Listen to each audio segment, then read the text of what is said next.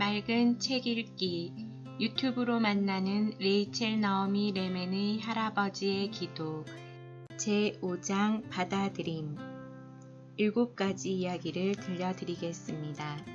섬김에 대해 배우기, 받아들임, 기쁨을 나눌 때, 손을 올려놓을 때, 천당과 지옥, 작은 촛불, 삶과 어깨 동무하기. 섬김에 대해 배우기. 우리 안에 상처를 느끼는 감수성을 받아들일 때에 우리는 연민을 느끼게 된다. 진정으로 아픔을 느낄 때 우리 안의 감수성과 다른 사람 안의 감수성 사이에 깊은 관련이 있음을 알게 된다. 이때 우리는 진정한 연민의 마음을 가지고 남을 섬길 수 있다. 현대의 문화는 병든 사람들과 노인과 상처받기 쉬운 사람들을 존경하지 않는다. 현대는 독립과 능력을 추구한다. 개척자 정신이 가장 높은 가치로 여겨지기 때문에 인간의 나약함과 고통에 대해 관대하기가 어렵다. 인간이 끊임없이 상처받을 수 있다는 감수성을 부인하면 진정한 연민의 마음을 지닐 수가 없다. 의과 대학에서 교육을 받는 동안 나는 진정한 연민을 배울 기회가 거의 없었다. 남에게 봉사를 하기 위해서 강해져야 한다는 교육만을 받았다. 섬세하고 여린 감수성에 대한 부인이 그 교육의 밑바닥에 깔려 있었다. 내가 지니고 있던 크론병은 특별히 이런 생각을 더욱 잊지 못하게 만들었다. 인턴 시절 나는 몇 년 동안 날마다 상당량의 스테로이드제를 복용했다. 크론병의 증세에 따라 복용하는 약의 양은 계속 바뀌었고 그 결과 외모도 급격하게 변했다. 얼굴은 수시로 부어올랐고 심하게 여드름이 돋기도 했다. 몸무게도 들쭉날쭉했기 때문에 사이즈가 8에서 16까지 다양한 옷을 가지고 있어야 했다. 또 자주 심한 통증을 느끼곤 했다. 이 시기 동안 나는 매일 12명의 의사들과 동료 의사로서 함께 일했다. 그중 누구에게도 내게 그런 증상들에 대해 언급하지 않았고 나도 그들에게 말하지 않았다. 몇 년 동안 다량의 스테로이드를 복용하면 뼈가 약해질 수밖에 없다.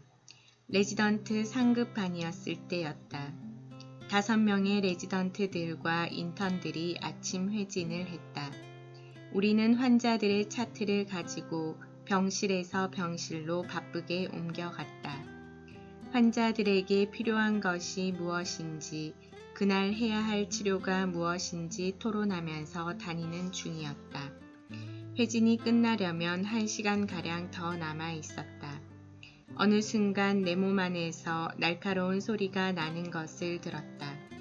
오른쪽 다리가 주저앉는 것 같은 엄청난 고통을 느꼈지만 아무도 그것을 눈치채지 못했다.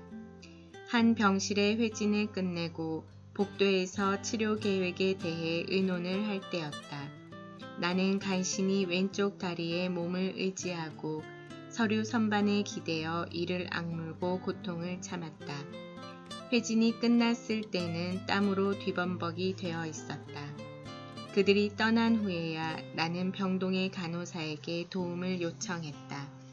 곧 응급실로 실려갔고 오른쪽 다리가 골절이 되었음을 알았다.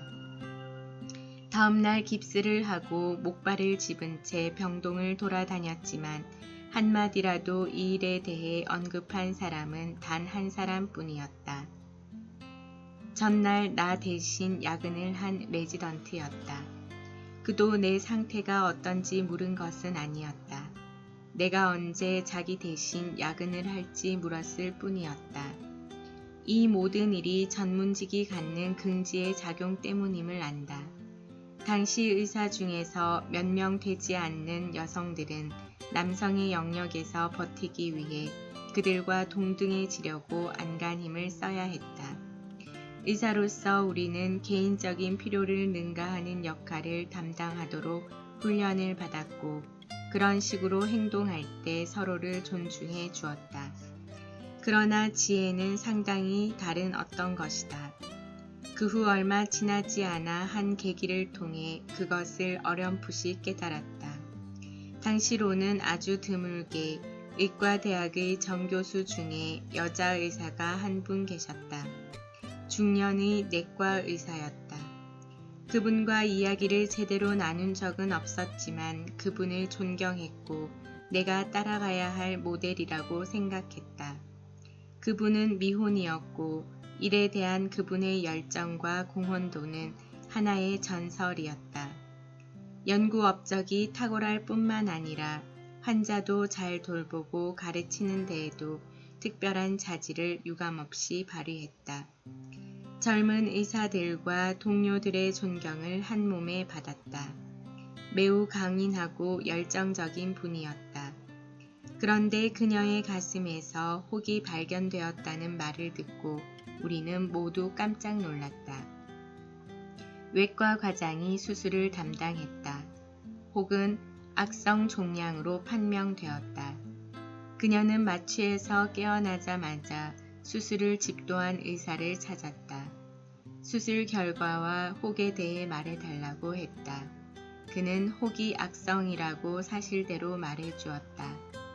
그녀가 아직 마취에서 덜 깬 상태였기 때문에 의사는 암이라는 말을 제대로 알아들었는지 확신할 수 없었다. 그래서 한 번 더 이야기를 해주었다. 잠시 동안 그녀는 눈을 감고 있었다. 그녀가 잠에 빠져들었다고 생각하고 나가려고 할 때 그녀의 부드러운 음성이 들려왔다. 이제 다른 사람이 나를 돌보도록 맡겨야 할 차례군요. 그녀의 말이 내게 아주 큰 영향을 끼쳤다. 그 말은 내 심장을 관통했다. 가슴이 벅차오르는 느낌을 주체할 수 없어 아무도 없는 당직실로 갔다. 며칠 전 나는 깁스를 푼 상태였다. 깁스를 하고 있는 6주 동안 나는 단 한 번도 다른 사람들에게 도움을 요청하지 않았다. 또한 다른 사람들에게 도와주겠다는 말도 듣지 못했다. 그것이 전문직을 수행하는 사람으로서의 긍지였다. 그런데 처음으로 나는 이런 삶의 방식에 대해 의문을 갖게 되었다. 그녀는 도움이 필요한 상황에서 기꺼이 자신을 내어 맡겼다. 평소엔 늘 강인하기만 해서 다른 사람의 도움이 전혀 필요 없을 것 같았다. 하지만 암에 걸린 것을 알자 다른 사람의 보살핌이 필요하다는 것을 인정하고 기꺼이 자신을 내어 맡겼다. 사실 다른 사람의 보살핌이 필요 없는 사람은 아무도 없다. 비록 그녀는 강한 사람이었지만 다른 사람들의 깊은 연민을 받을 만큼 열려 있었다. 나는 진정으로 강하다는 것의 의미를 다시 생각하게 되었다. 무어라 표현하기 힘든 감정이 솟아올랐다. 그녀에게 일어났던 일은 내게 매우 중요한 의미를 가지고 있었다. 나는 그녀를 위해 울기 시작했다. 그녀와 또 보이지 않는 곳에서 홀로 고통을 받고 있는 모든 사람들을 위해 눈물을 흘렸다. 두 번째 이야기, 받아들임. 커밍웰에 있는 피정집에는 암 환자들을 위한 특별한 피정이 있다.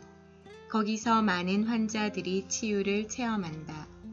그곳에서 특별한 일을 경험하는 것은 아니다. 우리는 그저 함께 상실의 고통을 슬퍼하고 나눈다. 이것은 내가 의사로서 훈련을 받는 과정에서 배운 것과는 아주 다르다. 의과대학은 내게 고통을 고치라고 가르쳤을 뿐 고통을 나누라고 하지는 않았다. 그러나 그것은 단지 교육의 기초 단계였다. 시간이 지나면서 사람들이 고통이나 아픔을 진심으로 이해해주는 다른 사람에게 그 고통을 보여주고 나눌 수 있을 때 치유가 일어난다는 사실을 배우게 되었다. 피정 첫날 저녁 우리는 서로를 소개하고 나눔으로써 시작한다. 피정자는 대개 암 환자였다. 서로 모르는 사이임에도 그들은 고통에 대해 금방 친숙하게 이야기를 나누고 누구에게도 말할 수 없었던 것에 대해서 털어놓는다. 한 사람이 이야기할 때 함께 있는 사람들은 다만 귀를 기울여 듣고 다른 설명을 요구하지 않는다. 아무도 그럴 필요가 없다. 결국 그들은 자신들이 있는 그대로 서로에게 속한다는 것을 알게 된다. 당신의 고통을 있는 그대로 받아들여주는 곳은 안전한 곳이다. 다시 한번 온전한 인간으로 느낄 수 있는 곳이다. 한 사람이 이 프로그램은 마치 자신을 서로에게 연민을 지니도록 부추기는 듯하다고 말했다. 나는 절대 그렇지 않다고 대답해 주었다. 사람들은 피정 속에서 처음으로 고통을 나누고 그럼으로써 고통이 경감된다. 용기와 힘과 믿음을 얻는다.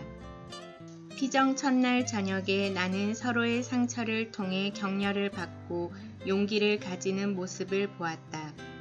처음에 그들은 분명히 희생자들의 모임처럼 보였다. 그러나 점차적으로 전사들이 모여 있음을 알게 된다. 그런 상황에서 치유를 체험하는 것은 자연스러운 일이다. 그것은 전문가들의 일이 아니다. 우리가 의도한다고 해서 치유되는 것이 아니다. 우리가 있는 그대로의 우리이기 때문에 다른 사람들을 치유할 수 있다.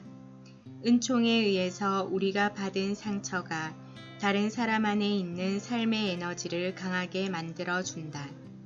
나는 여러 번 이것을 경험했지만 전 과정은 여전히 신비스럽다.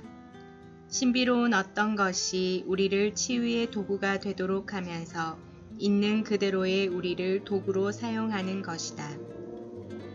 몇 년 전 한 환자가 내게 성 프란치스코가 했던 유명한 기도문이 씌어 있는 액자를 주었다. 나는 그것을 몇 년 동안 내 사무실에 걸어 놓았다. 거기에는 이렇게 씌어 있었다. 주여, 나를 평화의 도구로 써 주소서. 우리가 어떤 일을 하지 않아도 그런 일이 일어난다. 나는 피정에서 일어나는 치유가 항상 유쾌하거나 수월한 것만은 아니라고 생각한다. 때로 피정에 온 암 환자들이 유별나게 보일 때도 있다. 한 번은 피정 첫날 저녁 의자에 앉는 첫 순간부터 그것을 느낄 수 있었다. 8명의 여성 암 환자들 그룹에 참여한 지 불과 몇 분 만에 나는 불안을 느끼기 시작했다. 그렇지만 결국 우리들 사이에 많은 치유가 일어났다. 그들은 대화가 잘 될 수 있는 그룹이 아니었다. 참석자 중 한 사람은 뇌 종양에 걸렸기 때문에 대화를 따라갈 수가 없어 엉뚱한 대답만 했다. 나이 많은 한 환자는 귀가 잘 들리지 않는 상태여서 계속 크게 말해달라고 소리를 질렀다. 또 다른 환자는 하버드 대학에서 가르치던 정신분석 학자였는데 다른 사람의 이야기를 프로이트의 이론으로 분석했다. 다른 환자는 공격적이고 논쟁을 좋아하는 변호사로 모든 사람들의 의견을 반박하고 결론을 내렸다. 그중 재능이 뛰어난 젊은 예술가 페이스가 있었는데 그녀는 겨우 4살 때 엄마를 암으로 잃었다. 큰 충격 때문에 그 후 정서적으로는 성장을 멈춘 것처럼 보였다.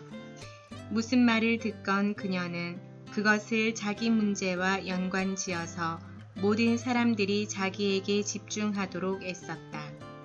마지막으로 젊은 여자가 한 구석에 앉아 있었는데 두 팔로 무릎을 감싸 안고 아무에게도 시선을 두지 않았고 한마디도 하지 않았다.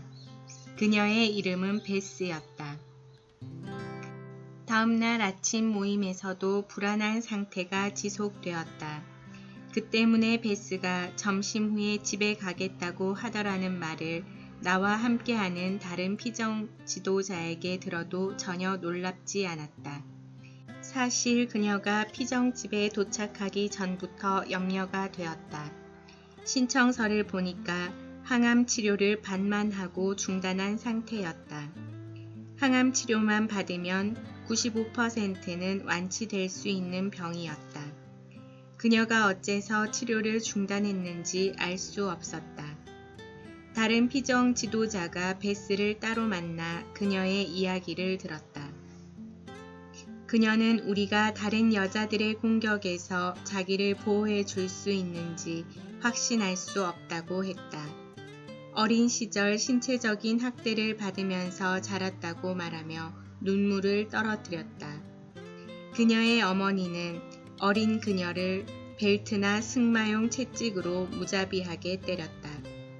항암 치료의 고통이 어린 시절의 비참함을 떠오르게 하기 때문에 항암 치료를 중단했다는 것이다. 피정 지도자는 그녀를 설득했다. 얼마나 힘든 과정을 거쳐 여기까지 오게 되었는지 상기시켜주고 고통을 나눌 수 있는 기회로 삼아보라고 했다. 그녀가 지닌 두려움을 레이첼 선생과 나누어 보라고 제의했다.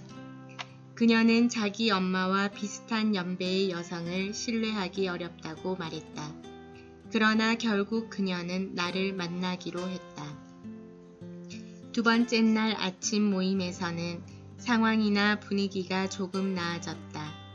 페이스가 베스에게 도전장을 던짐으로써 모임의 나눔이 시작되었다. 당신은 오늘도 한마디도 하지 않을 건가요? 베스는 겁에 질린 듯 움츠러들었다. 나는 이 모임에서 누구도 억지로 이야기할 필요는 없다고 분명히 말해 주었다. 우리 모두가 한마디도 하지 않고 침묵 속에서 앉아 있더라도 마음을 나눈다면 그것으로 충분하다고 했다. 나는 걱정스런 눈빛으로 계속 베스를 쳐다보았다. 베스는 아침 모임이 거의 끝날 때쯤에 조금 편안해 보였다. 날이 지나면서 이 그룹은 아주 흥미로운 방법으로 서로를 깊이 나누게 되었다. 각 그룹마다 그 안에서 유지되는 서로의 관계를 요약해서 특징 지을 수 있는 낱말이 있다. 이 그룹의 경우에는 한마디로 받아들임이었다. 여성은 본능적으로 서로에게 관심과 지지를 보낼 줄 아는 감각이 있다. 아이들에게 주는 사랑을 다른 사람들에게도 베풀 수 있다. 베스는 아직 아무 말도 하지 않았지만 다른 사람들의 말을 열심히 들었다. 그녀는 사람들이 서로 나눔을 하고 관심을 기울이는 데에 조금씩 영향을 받고 있었다. 하여튼 그녀는 그곳을 떠나지 않았다. 마지막 날에는 몸에 대한 허심탄회한 나눔이 있었다. 남편이나 애인에게도 보여주지 않는 흉터들을 서로에게 보여주었다. 나를 포함해 그곳에 온 여자들은 모두 수술에 의해 흉터가 생겼고 육체적 변화를 얻은 사람들이었다. 우리는 다른 사람들이 몸에 대해 어떤 반응을 하는지 거리낌 없이 이야기를 나누었다. 페이스는 자기 애인이 유방이 하나 없어진 몸을 보고 어떤 반응을 보였는지 아주 재미있게 이야기했다. 그녀가 갑자기 베스에게 몸을 돌리더니 어린아이처럼 불쑥 물었다. 당신은 할 이야기가 없지요? 당신의 암 정도는 겉으로 나타나지도 않잖아요. 베스에게 다시 도전장이 날아들었다. 나는 베스가 제발 그 도전장을 받아들이기를 기다렸다. 베스는 얼굴이 창백해졌다. 하지만 그녀는 이미 준비가 되어 있었다. 착 가라앉은 목소리로 대답했다. 그렇지 않아요. 저는 한 번도 다른 사람이 제 등을 보는 것을 허락한 적이 없어요. 그녀의 목소리에 묻어나는 슬픔 때문에 보통 사람들이라면 입을 다물게 마련이다. 그러나 페이스만은 달랐다. 그녀는 집요했다. 왜 그랬는데요? 등에 보기 흉한 흉터가 있기 때문이라고 베스는 말했다. 어렸을 때 저는 수없이 채찍에 맞았어요. 그곳의 사람들은 모두 놀라서 숨을 죽였다. 잠시 무거운 침묵이 흘렀다. 그러나 페이스는 이번에도 어린아이 같은 호기심으로 물었다. 누가 그렇게 당신을 때렸는데요? 베스는 몸을 돌려 그녀의 눈을 보며 말했다. 우리 어머니지요. 그런 순간 우리 대부분은 몇 가지 반응을 보이게 된다. 어떤 사람은 연민을 나타내고 어떤 사람은 위로를 하려고 애쓰고 어떤 사람은 대신 사과의 말을 하려고 할 것이다. 페이스는 어떤 말도 하지 않았다. 대신 어린아이 같은 반응을 보였다. 페이스의 커다란 눈에서 눈물이 흘러내렸다. 베스는 자신의 고통에 진심으로 반응하는 것을 보자 손을 내밀어 페이스의 손을 잡았다. 고마워요. 페이스 정말 고마워요. 얼마 후 우리는 베스가 다시 항암 치료를 받기 시작했다는 소식을 들었다. 그 후 6년이 지났지만 베스의 암은 재발하지 않았다. 치료는 전문가의 일이다. 그러나 상대의 삶을 강하게 하는 것은 인간의 일이다. 경험이 많은 상담 치료사라면 아무도 페이스가 했던 방법으로 베스에게 접근하지 못했을 것이다. 그러나 그 어느 전문적인 방법도 페이스의 방법보다 효과적이지 못했다. 상처받은 두 사람의 삶 사이에 알 수 없는 어떤 주파수가 맞을 때 깊은 치유가 일어난다. 나는 진정한 치유의 힘이 어디에서 오는가를 생각할 때 놀라울 뿐이다. 세 번째 이야기, 기쁨을 나눌 때. 누군가의 말을 잘 들어주는 것, 그가 의미를 찾도록 격려해 주는 것, 새로운 가능성에 대해 긍정해 주는 것, 그가 중요한 사람임을 알게 해 주는 것, 자기 판단이나 자학을 하지 않도록 이끌어 주는 것 등이 삶의 용기를 북돋워 주고 새로운 삶을 살게 하는 일이다. 누군가의 기쁨을 함께 나눌 때 우리는 그의 삶을 축복해 주는 것이다.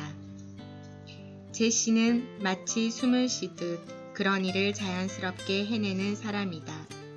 그녀의 삶은 결코 순탄하지 않았다. 그럼에도 불구하고 그녀는 축복이 넘쳐 흐르는 아주 행복한 사람이다. 그녀는 결장함을 2번이나 알았고 인생에서 여러 번 좌절을 체험했다. 하지만 그녀가 지닌 기쁨은 그녀를 만나는 사람이면 누구나 느낄 수 있다. 그녀와 함께 앉아 있는 것만으로도 나는 미소를 짓게 된다. 다른 사람들도 그렇다고 한다. 그녀는 다른 사람의 생일을 가장 먼저 축하해주고 결혼 기념일을 기억해주며 가장 먼저 축하의 인사를 전한다.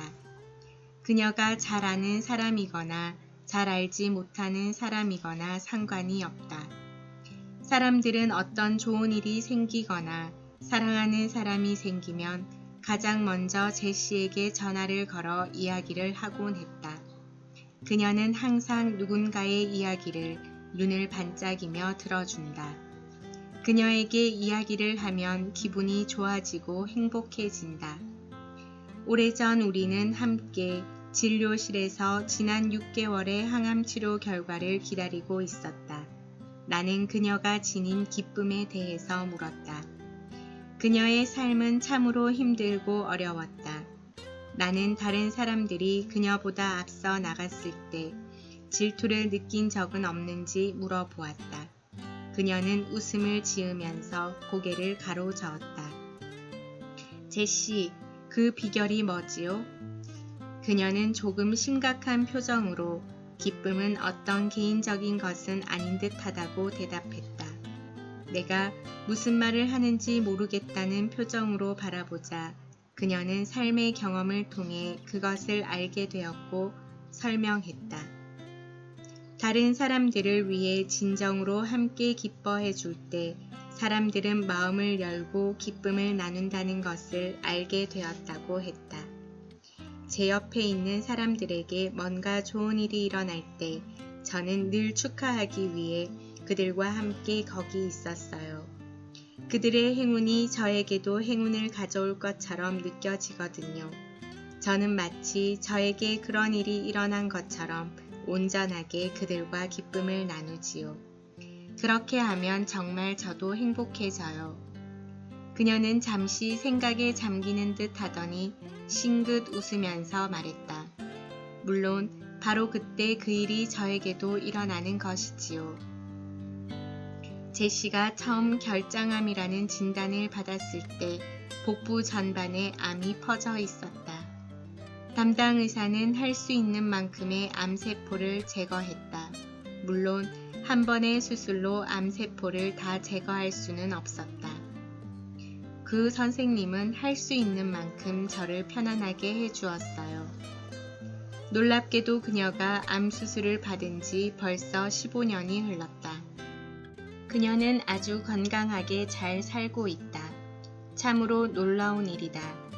다른 사람에게 기쁨을 주고 행복하게 해주면 자기 자신의 생명력까지도 강하게 되는 것일까? 네 번째 이야기, 손을 올려 놓을 때. 우리가 알지 못하는 사이에 멀리 떨어져 있는 다른 사람의 삶에 기여할 수도 있다. 하지만 진정한 섬김은 상호적이고 두 사람 사이의 깊은 만남을 통해 이루어진다. 그럴 때 우리는 우리 삶의 진정한 가치와 의미를 깨닫게 된다. 우리를 변화시키는 이런 섬김은 손가락으로 지문을 찍어 남겨야 할 것이다. 수표에 사인을 하듯 그것을 완성시킬 수는 없다. 조지는 45세가 되던 해에 의학장치를 발명하고 특허를 냈다. 그 후 20년 동안 그 의학장치를 만들어 전 세계에 공급하는 회사의 사장으로 일했다. 조지는 유능한 사업가이자 탁월한 발명가였다. 또한 그는 전 세계를 여행하며 진귀한 물건을 수집하는 수집광이기도 했다. 그는 여러 가지 면에서 모든 사람이 부러워할 만한 삶을 살았다. 그런 그가 어느 날 갑자기 폐암 선고를 받았다. 내게 상담을 받으러 오기 6개월 전이었다. 암이 발견되었을 때는 이미 몸의 여러 기관에 전이 된 상태였다. 의사는 그에게 오래 살지 못할 것이라고 했다. 내 사무실은 별 장식이 없는 초라하고 볼품없는 방이었다. 고양이가 함부로 돌아다니는 일반 의사들의 사무실과는 전혀 다른 분위기로 가정집 같은 편안함을 주었다. 명품 신사복을 입은 그는 초라한 나의 사무실을 편안한 눈으로 바라보았다. 고양이가 어느새 그의 무릎에 올라 앉았다.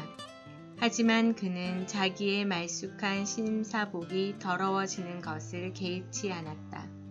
그런 태도가 내 마음에 다가왔다.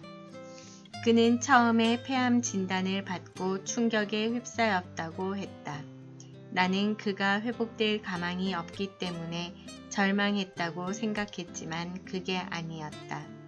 그는 풀죽은 목소리로 말했다. 레이첼 선생님, 저는 삶을 헛살았어요. 저는 2번 결혼했지만 2번 다 이혼했습니다.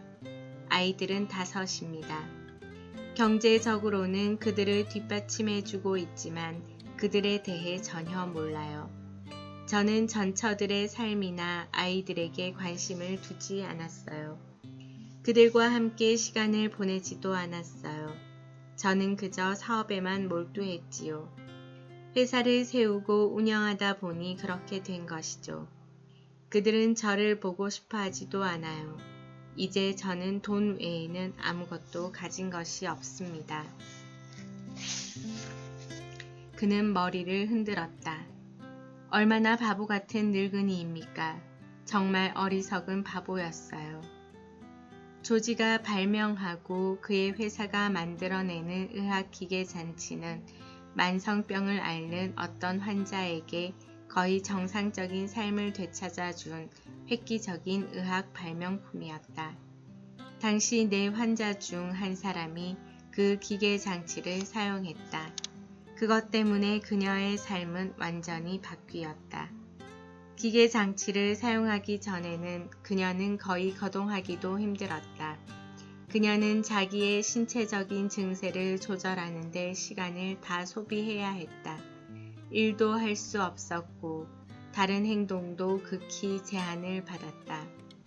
그 기계 장치를 사용한 이래 그녀는 처음으로 직장을 갖게 되었다. 거기서 사람들을 만나고 친구들을 사귀었다. 좋은 사람을 만나 결혼도 하고 자식도 갖게 되었다. 그녀는 내게 말했다. 이 기계 장치를 얻은 날 저는 다시 태어난 거예요. 그녀에게는 정말 그랬다. 내게 상담하러 오는 환자의 이름을 다른 사람에게 알려주는 것은 프라이버시 침해였다. 그러나 스테판이라면 기꺼이 자기의 체험이 담긴 익명의 편지를 조지에게 보낼 거라고 생각했다. 나는 스테파니에게 조지에 대해 이야기를 하고 그렇게 해줄 수 있는지 물어보았다. 그녀는 그 기계 장치를 발명한 사람을 안다고 하니까 놀라움을 금치 못했다. 나의 제안에 그녀는 잠시 생각에 잠겼다. 그러더니 기꺼이 그 기계가 어떻게 자기 삶을 바꾸어 놓았는지 편지를 쓰겠다고 했다. 그녀는 다소 머뭇거리더니 그가 자기 삶을 어떻게 바꾸었는지를 보여주기 위해 저녁 식사에 초대하고 싶다고 했다. 내게 그가 올 수 있겠는지를 물어달라고 했다. 조지도 내가 그 기계 장치를 사용하는 환자를 알고 있다고 하자 무척 놀랐다. 그는 그녀가 자기를 만나고 싶어 한다는 말을 듣고 감동을 받은 듯 했다. 기꺼이 그렇게 하겠노라고 대답했다. 하지만 잠시 후 그녀와 그녀의 남편에게 근사한 레스토랑에서 저녁을 대접하고 싶다고 제안했다. 아니에요. 스테파니네 집에 가시는 것이 더 좋을 거예요. 조지는 약속한 날에 스테파니네 집으로 저녁 식사를 하러 갔다.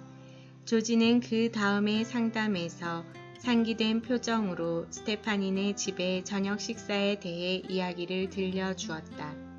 그는 젊은 부부와 저녁 식사를 하는 것으로만 알고 있었다. 그런데 집에 도착해 보니 스테파니의 온 가족이 그를 환영해 주었다.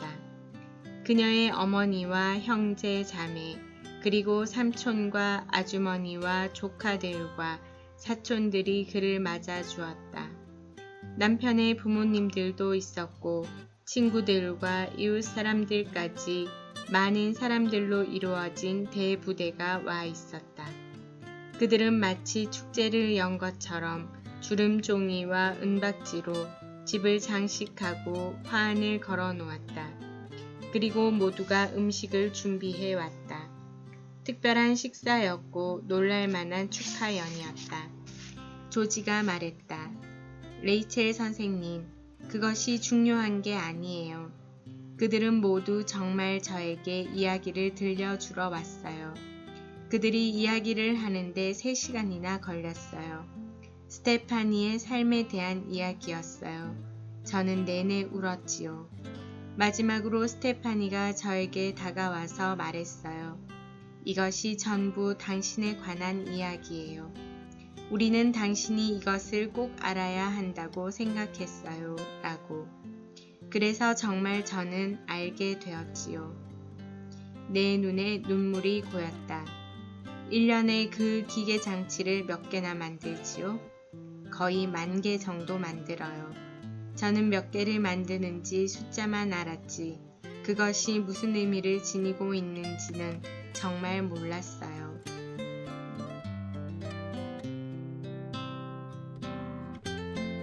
5번째 이야기, 천당과 지옥.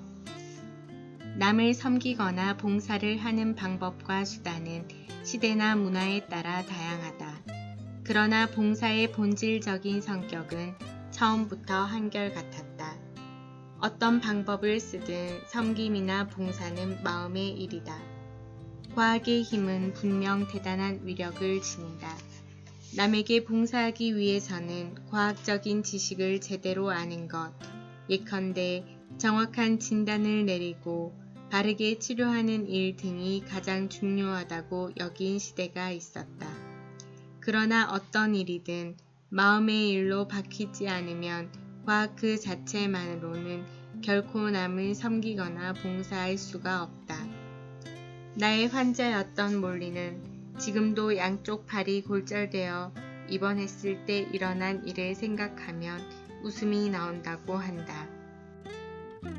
그녀는 2000마일이나 되는 먼 곳으로 출장을 갔다.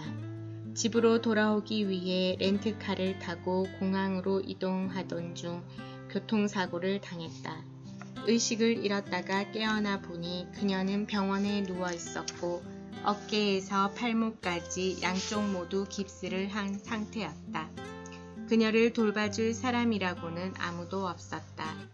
몰리는 여러 가지 음식에 대한 심한 알레르기가 있어 아무거나 먹으면 안 되는 특이 체질이었다. 지난 몇 년 동안의 경험을 통해 어떤 것은 먹을 수 있고 어떤 것은 먹어서는 안 되는지 그녀는 알았다. 병원의 영양사가 그녀에게 음식을 준비하기 위한 여러 가지 질문들을 했다. 그 영양사는 정말 사려가 깊은 사람이었어요. 자기의 일을 아주 잘하는 사람이었지요. 아무도 제게 그런 질문을 한 적이 없었거든요. 그녀는 금방 제게 맞는 음식이 무엇인지를 알아냈어요. 당연히 저는 깊은 인상을 받았지요. 몰리에게 꼭 맞는 음식으로 이루어진 최상의 식사가 제공되었다. 하루 3번 식사 시간이 되면 정확하게 침대 옆 테이블에 음식이 놓여 있었다. 전문적인 영양사에 의해 몰리에게 특별히 제공된 식사였다. 그러나 식사를 갖다 주는 사람은 음식이 담긴 쟁반을 놓고는 그냥 가버렸다. 처음에 식사를 가져왔을 때 저는 혼자 먹을 수 없으니까 그냥 음식을 바라보면서 앉아 있었어요. 당연히 누가 와서 음식을 먹여주겠거니 했지요. 그런데 아무도 오지 않았어요. 잠시 후 제 옆에 침대에 있는 여자가 제가 혼자 먹을 수 없다는 것을 알아챘지요. 그녀는 자기의 수액 폴대를 질질 끌고 제게로 와서 저를 먹여주었어요. 식사 때마다 같은 일이 반복되었다. 그녀가 전혀 팔을 쓸 수 없이 4일이나 입원해 있는 동안 병원 측에서는 아무도 식사하는 것을 도와주지 않았다. 전문가에 의해 특별히 만들어진 적절한 식사가 제공되었지만 옆 침대의 환자가 도와주지 않았다면 굶어야 할 판이었다. 천당과 지옥의 차이를 들려주는 우화가 있다. 지옥에서도 사람들은 식당에서 풍성하게 차려진 음식 앞에 앉아 있다. 팔꿈치에 부목을 대어 마음대로 팔목을 쓰지 못해 그들은 음식을 자기의 입까지 가져갈 수 없다. 그래서 그 많은 음식을 눈앞에 두고도 허기진 배를 움켜쥐고 바라볼 수밖에 없었다. 천당에서도 상황은 똑같았다. 그들도 음식을 자기 입으로 가져갈 수는 없었다. 그러나 서로 다른 사람들은 먹여주기 때문에 늘 배부르고 행복했다. 어쩌면 지옥은 우리가 만드는 장소일지도 모른다. 궁극적으로 천당과 지옥의 차이는 천당에는 서로를 축복할 줄 아는 사람들이, 지옥에는 서로를 축복하는 법을 잊은 사람들이 있을 것이다.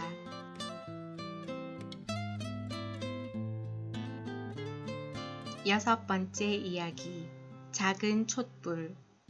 복원에 관계되는 일을 하는 전문가들은 다른 사람들을 위한 봉사에 자신의 삶을 투신하고자 하는 깊은 열망을 지니고 있다.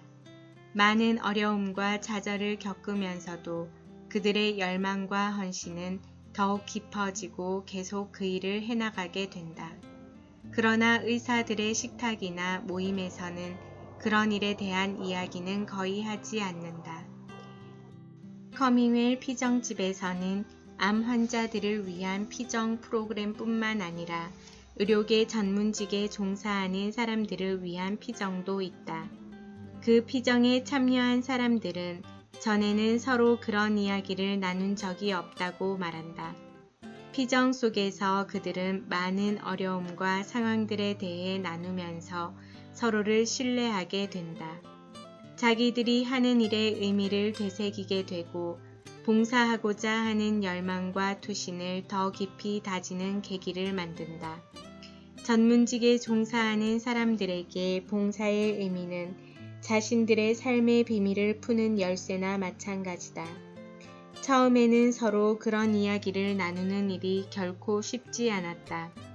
그래서 피정 동안 우리는 대화를 시작하기 위한 방법으로 상징물을 이용한다. 피정 참가자들은 모래를 가득 담은 커다란 원형 테이블이 있는 방에 모인다. 방에는 여러 가지 상징물들이 많이 있다. 이 프로그램은 대략 2시간 동안 진행된다. 8명의 전문직에 종사하는 피정자들이 그 방에서 각자 자기가 하는 일의 의미를 드러낼 수 있는 상징적인 물건을 택해 그것을 테이블 위에 놓고 자기의 일과 관련지어 그 상징물의 의미에 대해 이야기를 나눈다. 메리는 동부의 한 종합병원에서 간호행정부의 일을 하는 젊은 간호사다. 나는 그녀가 어떤 물건을 테이블 위에 올려놓지 않고 의자 밑에 감추는 것을 알아챘다. 분명 테이블 위에 올려놓은 상징물을 이용하여 의미를 나누라고 했는데 왜 의자 밑에 숨겨두었는지 궁금하기 짝이 없었다. 한 사람씩 자기가 택한 상징물에 대해 이야기하고 그것이 어떻게 자기 일의 의미를 나타내는지에 대해 나누었다. 메리는 다른 사람들의 이야기를 열심히 듣고 상당히 감동을 받은 듯 보였다. 절반 정도의 사람들이 이야기를 한 후 메리의 차례가 돌아왔다. 그녀는 자기가 테이블 위에 놓았던 상징물에 대해 아주 간단히 이야기했다. 그녀는 이야기를 마치더니 머뭇거리면서 다른 사람들이 보지 않았으면 하는 어떤 것이 있다고 말했다. 그러고는 잠시 눈을 감아달라고 부탁했다. 그 그룹에는 간호사, 의사, 심리학자, 사회사업가 등이 속해 있었다. 그들 모두가 테이블을 놓고 둘러앉아 눈을 감았다. 고요함 속에서 메리는 자기 의자 밑에 숨겨두었던 물건을 꺼냈다. 몇 분 후에 그녀는 모두에게 눈을 뜨라고 했다. 우리는 눈을 뜨고 그녀가 모래 테이블 가운데 올려놓은 물건을 보았다. 긴 촛대 위에 꽂힌 가느다란 하얀 초였다. 불이 켜지지 않은 초였다. 우리에게 그것을 보여주는 것만으로도 중요한 의미를 담고 있는 것처럼 느껴졌다. 내가 성냥을 건네주었지만 그녀는 불을 붙이지 않은 채 말없이 앉아 있었다. 드디어 그녀는 성냥을 켜서 불을 붙이더니 작은 목소리로 그것이 자기를 나타내는 상징이라고 말했다. 마음을 움직이는 내밀한 순간이었다. 가늘고 흰 초에 붙은 촛불은 그녀의 아름답고 단순하고 순수한 이미지를 잘 드러내 주었다. 다음 차례로 메리 바로 옆에 앉아있던 여자가 말하기 시작했다. 그녀도 모래 테이블에 켜지 않은 초를 올려놓았다. 짧고 굵은 초였다. 그녀는 우리에게 이 초는 자기가 하는 전문직의 일을 열린 마음으로 하기 바라는 꿈을 상징적으로 나타내고 있다고 말했다. 그녀는 성냥으로 초에 불을 붙이는 대신 메리의 초에서 불을 당겨 붙였다. 메리는 조용히 눈물을 흘렸다. 심리학자인 그녀는 자기가 왜 성냥을 사용하지 않고 메리의 초에서 불을 붙였는지 모르겠다며 사과를 했다. 메리가 말했다. 아니에요. 고마워요.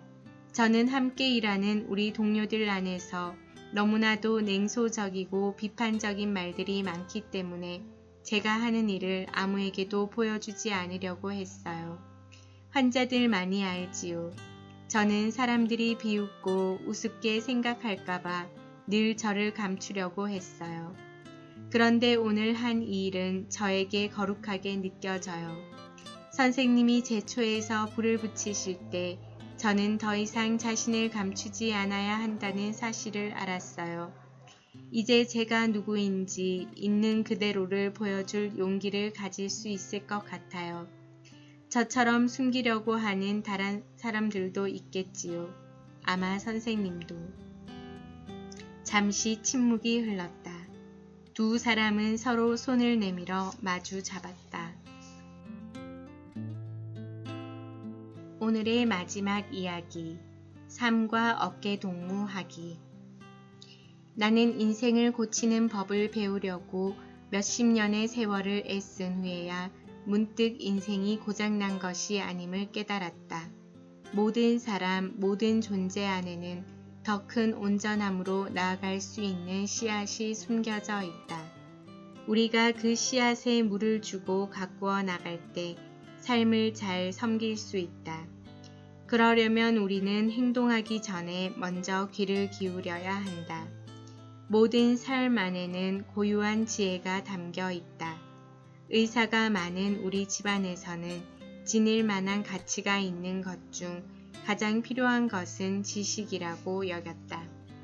더 많은 지식과 정보를 얻으면 얻을수록 삶을 원하는 방향으로 이끌어 나갈 수 있고 행복을 얻을 수 있다고 보았다. 오랫동안 나는 지식과 지혜의 차이를 이해하지 못했다. 지성 이외에 다른 방식의 삶이 있다는 사실과 더 큰 힘을 지닌 방법이 있다는 사실을 알게 된 것은 내 기억으로 35세가 넘은 후였다. 그때에야 비로소 가치를 지닌 많은 것들이 책에 씌어 있거나 과학적인 업적을 통해 이루어지는 게 아님을 깨닫고는 놀랐다. 그것들은 학교에 다닌 사람들에 의해서도 알려지지만 학교에 다니지 않은 사람들에 의해서도 알려진다. 읽는 법을 아는 사람들에 의해서도 알려지지만 전혀 읽을 줄 모르는 사람들에 의해서도 알려진다. 제대로 살려면 삶을 읽는 법을 배워야 한다는 것도 알게 되었다. 삶은 어느 누구를 통해서든 우리에게 말을 건넨다. 전혀 교육을 받지 않았거나 우리말을 모르거나 병들거나 죽어가는 사람, 심지어는 어린아기를 통해서도 지혜를 들려준다. 때로는 한마디 말을 하지 않고서 많은 이야기를 들려주기도 한다.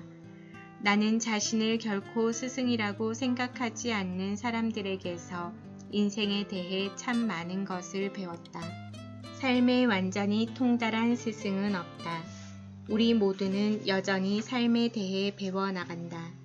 누구나 인생으로서 미완성이다. 그러나 아주 깊이 귀를 기울이기 때문에 삶의 세밀한 소리까지 들을 수 있는 사람들이 있다. 스승이 있다면 삶에 깊이 귀를 기울여 듣는 법을 배운 사람이다. 스승은 단지 손가락으로 가리킬 뿐이다. 궁극적으로는 우리가 알아내야 한다. 스승을 따름으로써가 아니라 스승이 가리켜 주는 길을 따라 우리 스스로 걸어감으로써 알아내야 한다. 좋은 스승을 만나면 듣는 비법을 배울지도 모른다. 그러나 결코 삶의 비법을 배울 수는 없다. 스스로 삶의 귀를 기울여야 한다. 사람들은 여러 가지 기법을 사용하여 지혜에 이르고자 한다. 어떤 사람들은 명상을 하기도 하고 어떤 사람들은 요가를 하기도 하며 어떤 사람들은 선을 한다. 침묵 속에서 기도하고 성가를 부르고 단식하기도 한다. 이 모든 것들이 당신 안에 있는 어떤 것을 조금 더 잘 듣도록 도와줄 수 있을 것이다. 그러나 어느 것도 지혜에 이르게 하지는 못한다. 삶을 체험하는 과정을 통해서만 지혜에 이르는 길을 발견하게 될 것이다. 삶에서 배운다는 것은 시간이 걸리는 일이다. 나에게 삶의 지혜가 주어졌을 때 나는 그것을 알지 못했다. 지혜의 선물은 잘 포장된 선물이 아니다. 그런데 나는 그런 것을 찾아 헤매느라고 제대로 알아보지 못하기도 했다. 그 선물이 나에게 주어진 지 몇 년이 지난 후에야 비로소 그것을 알아챘다. 때로는 받을 준비가 되어 있지 않아서 다른 것을 먼저 받기도 했다. 많은 지혜는 헌옷 가게에서 파는 헐렁한 싸구려 옷과 같다. 헌옷처럼 그것을 받을 때에는 입기에 너무 클지도 모른다. 단순하게 삶과 어깨 동무를 할 때 우리는 삶이 지니고 있는 문제들을 풀 수 있다. 처음에 문제가 생겼을 때와 같은 사고방식으로 접근하면 문제는 결코 풀리지 않을 것이다. 우리가 갖고 있는 많은 문제들을 해결하기 위해서 보통 전문적인 지식을 강조한다. 하지만 더 나은 기술을 개발하고 전문적인 지식을 습득하는 것이 전부는 아니다. 보다 단순하고 보다 인간적인 새로운 어떤 것이 필요할지도 모른다. 우리의 전문성을 넘어서는 어떤 것을 향해 우리가 열려 있어야 한다. 삶을 신뢰하는 법을 배워야 한다. 티베트 사람들은 더 잘 살 수 있는 지혜의 선물을 전수해준 사람들에 대한 특별한 존경심을 지니고 있다. 아마 이것은 적과 친구, 연인과 부모와 아이, 심지어는 개미와 독수리와 말 등 삶을 지닌 모든 것에 대해 깊은 존경심을 지닌다는 의미가 될 것이다.